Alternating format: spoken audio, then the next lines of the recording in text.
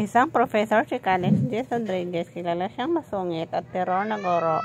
Galing din siya sa isang mayamang pamilya. Makilala niya si Desra or Diday, bigay isang simpleng dalaga na mamasukan sa kanila bilang maid.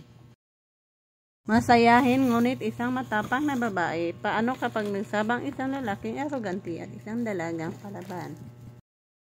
May pag-ibig kayang mabubuo hanggang saan ang kaya mo para ipaglaban ang pag-ibig mo. May isang babae na umiiyak habang nakasakay sa bus galing probinsya. Ngayon pa lang kasi namimiss niya na ang kanyang inay at kapatid.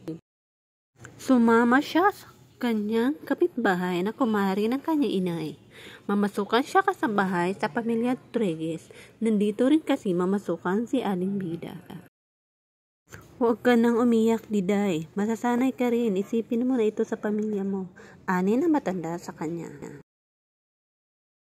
Salamat po, Aling Bida. Pagbubutihin ko po doon sa akin pagkatapaho. Saat dito sa matanda. Nakarating na sila sa Maynila at sumakay sila sa jeep papunta na sa mansyon ng mga Rodriguez. Labis siya ng mga sa ganda ng bahay para iyong palasyo sa kanyang paningin dahil sobrang laki nito. Tara na, Diday, pumasok na tayo para maipakilala kita kay Madam, sabi ni Aling Bida. Pasok nila sa mansyon ay may isang magandang babae ang sumalubong sa kanila. Bida, kumusta ang bakasyon mo? Tanong ng senyora kay Aling Bida.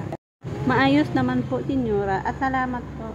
Senyora, siya po pala si Dida. Yung sinasabi ko po sa inyo, papasok dito bilang kasambahay. Pakilala sa kanya ni Aling Bida. Magandang araw po, senyora. Ako po si Desra Bigay. But you can call me Diday po. Magliliw ng pakilala nito sa senyora.